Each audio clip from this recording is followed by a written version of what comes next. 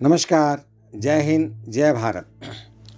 आज मैं आपके समक्ष केंद्रीय अर्धसैनिक बलों के संबंध में, उनके कल्याण के लिए, उनके लिए अच्छे समाचारों के लिए एक संज्ञान, एक व्याख्यान प्रस्तुत कर रहा हूँ। कृपया ध्यान से सुनिए और इसमें जो आपके काम की बातें हैं उनको नोट कर लीजिए और इसमें जो होने वाली या आने वाली योजनाएं हैं उनको भी ध्यान से समझिए ताकि इससे आप अछूते ना रहें। सबसे पहले केंद्रीय अर्धसैनिक बलों के लिए पुरानी पेंशन बन सकती है चुनावी मुद्दा। केंद्रीय अर्धसैनिक बलों CAPF में पुरानी पेंशन व्यवस्था लागू करने को लेकर दिल्ली हाई कोर्ट ने जो अहम फैसला दिया था उसके खिलाफ केंद्र सरकार ने सुप्रीम कोर्ट में स्टे ले लिया है। रणवीर सिंह के मुताबिक यह कदम 5 राज्यों के विधानसभा चुनाव पर भारी असर डालेगा। इतना ही नहीं, सन 2024 के लोकसभा चुनाव में भी यह एक बड़ा मुद्दा बन सकता है। पूर्व ADG HR सिंह ने सरकार को याद दिलाया है कि किस तरह से महज 1% वोट के अंतर से हिमाचल प्रदेश में भाजपा की सत्ता खिसक गई। हिमाचल के विधानसभा चुनाव में OPS एक बड़ा मुद्दा बना था। कर्नाटक चुनाव में भी OPS ने रंग दिखाया था। देश में 20 लाख पैरामिलिट्री परिवार व उनके पड़ोसी, रिश्तेदार एवं चाहने वाले हैं, जिनकी आबादी 5% है। यह संख्या चुनाव में महत्वपूर्ण एवं निर्णायक भूमिका अदा करेगी और एक चुनावी मुद्दा बनकर सामने आएगी। नेक्स्ट, NPS में 4,000 रुपये मासिक पेंशन मिलेगी। फेडरेशन के महासचिव रणवीर सिंह कहते हैं, सरकारें भूल रही हैं कि निर्वाचन आयोग के आदेश के मुताबिक पोलिंग बूथ पर सिर्फ केंद्रीय अर्धसैनिक बलों के जवान तैनात किए जाते हैं। ये जवान चुनावों में बराबर निष्पक्ष भूमिका निभाते आए हैं। जब एक सिपाही 40 साल तक देश की सेवा करने के बाद रिटायर होता है तो बिना पेंशन के उसका गुजारा बसर कैसे होगा?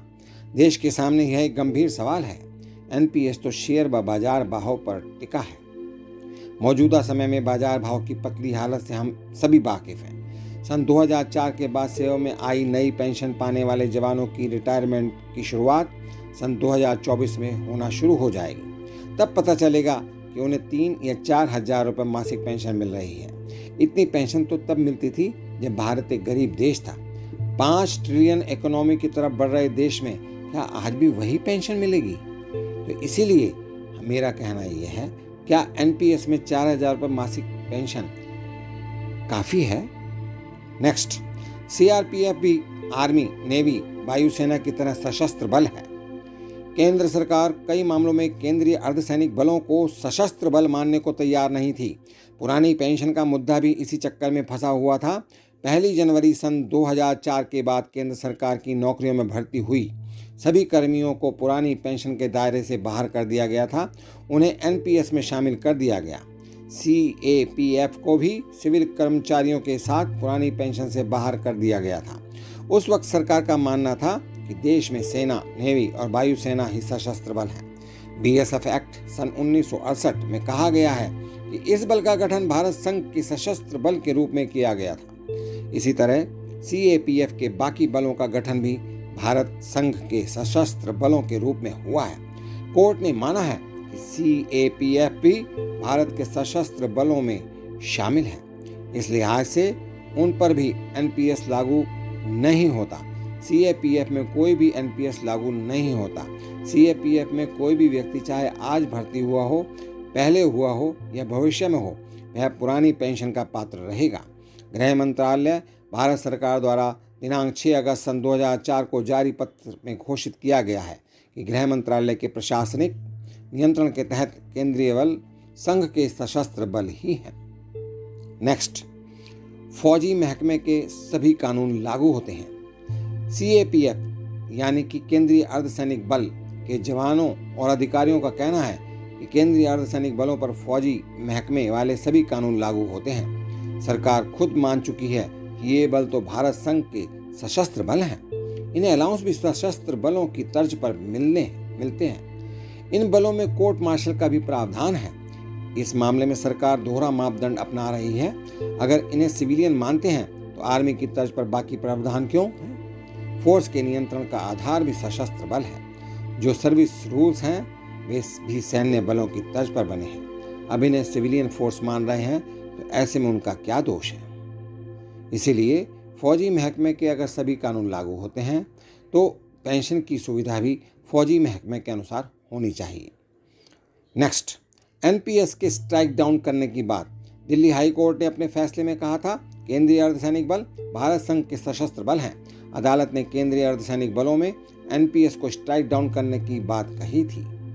इन बलों में चाहे कोई आज भर्ती हुआ हो, पहले कभी भर्ती हुआ हो या आने वाले समय में भर्ती होगा, सभी जवान और अधिकारी पुरानी पेंशन के दायरे में आएंगे। दिल्ली हाई कोर्ट ने 11 जनवरी को दिए अपने फैसले में कहा था कि सीएपीएफ में सप्ताह के भीतर पुरानी पेंशन लागू कर दी जाएगी। यानी कि दिल्ली हाई कोर्ट ने 11 जनवरी को दिए अपने फैसले में कहा था कि सीएपीएफ में 8 सप्ताह के भीतर पुरानी पेंशन लागू कर दी जाए। अदालत की वह अवधि होली पर खत्म हो चुकी थी। तब तक केंद्र सरकार उच्च न्यायालय के फैसले के खिलाफ सुप्रीम कोर्ट में तो नहीं गई, मगर अदालत से 12 सप्ताह का समय मांग लिया। खास बात यह रही कि केंद्र सरकार ने हाई कोर्ट के समक्ष जो दलील दी है उसमें 12 सप्ताह में ओपीएस लागू करने की बात नहीं कही। इस मुद्दे पर महज सोच विचार के लिए समय मांगा गया था। मतलब इस अवधि में केंद्र सरकार दिल्ली उच्च न्यायालय को बाद में सूचित करेगी। सीएपीएफ यानी कि केंद्रीय अर्धसैनिक बलों के 11 लाख जवानों को कैसे मिलेगी पुरानी पेंशन? अब पीएमओ पर टिकी नजर। सारांश यह है कि सीएपीएफ यानी कि इस अर्धसैनिक बलों के लिए इस साल 11 जनवरी को सीएपीएफ में पुरानी पेंशन व्यवस्था लागू करने को लेकर दिल्ली हाई कोर्ट ने जो बड़ा फैसला दिया था, उस पर केंद्र सरकार ने सुप्रीम कोर्ट से फरवरी सन 2024 तक स्थगन आदेश ले लिया था। अब प्रधानमंत्री कार्यालय से बुलावा आता है तो उनके समक्ष केंद्रीय अर्धसैनिक बलों के जवानों की व्यथा रखी जाएगी। केंद्रीय अर्धसैनिक बलों सीआरपीएफ के 11 लाख जवानों को पुरानी पेंशन व्यवस्था में शामिल करने की लड़ाई जारी है। Confederation of x paramilitary forces martyrs welfare association द्वारा इस मामले में अब प्रधानमंत्री श्री नरेंद्र मोदी से मुलाकात का समय मांगा गया है।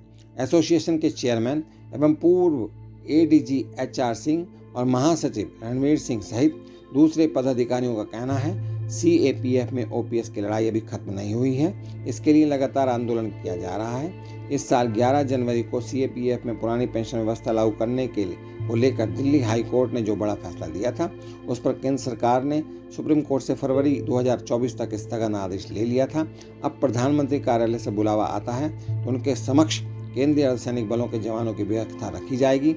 उनकी ड्यूटी की नेचर के मुताबिक वे सिविल फोर्स नहीं हैं, बल्कि भारत संघ के सशस्त्र बल हैं। ऐसे में उन्हें पुरानी पेंशन का लाभ दिया जाए।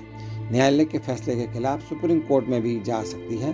सरकार का ये कहना है कि सुप्रीम कोर्ट में जाने के लिए भी उसको अर्धसैनिक बलों के कल्याण के बारे में सोचते हुए ही वो काम करेंगे, या कानून के दायरे में कोई दूसरा रास्ता भी अख्तियार कर सकते हैं। केंद्र सरकार ने हाई कोर्ट में दी अपनी याचिका में ये सब अधिकार अपने पास सुरक्षित रखे थे। अपनी सर्विस का निष्पादन कैसे करेंगे, इन बलों को शपथ दिलाई गई थी और इन्हें जल, थल और वायु में जहां भी भेजा जाएगा वे वहीं पर काम करेंगे। सिविल महकमे के कर्मी तो ऐसी शपथ नहीं लेते। Confederation of x paramilitary forces martyrs welfare association के चेयरमैन एवं पूर्व एडीजी एचआर सिंह ने पहले ही ऐसी संभावना जता दी थी कि सरकार इस मुद्दे पर सुप्रीम कोर्ट में जाएगी। बाद में वैसा ही हुआ। केंद्र सरकार ने सुप्रीम कोर्ट में स्टे ले लिया है। अब 14 फरवरी सन 2024 को पुलवामा डे के अवसर पर दिल्ली में लाखों अर्धसैनिक परिवार एकत्रित होंगे और अनिश्चितकालीन हड़ताल शुरू करेंगे, ऐसी सूचना आ रही है। लेकिन जो सरकार इतना अच्छा काम कर रही है तो उससे हम सब उम्मीद कर सकते हैं कि वह केंद्रीय अर्धसैनिक बलों के कल्याण के लिए, उनकी पेंशन के लिए अच्छे उपाय करेंगे।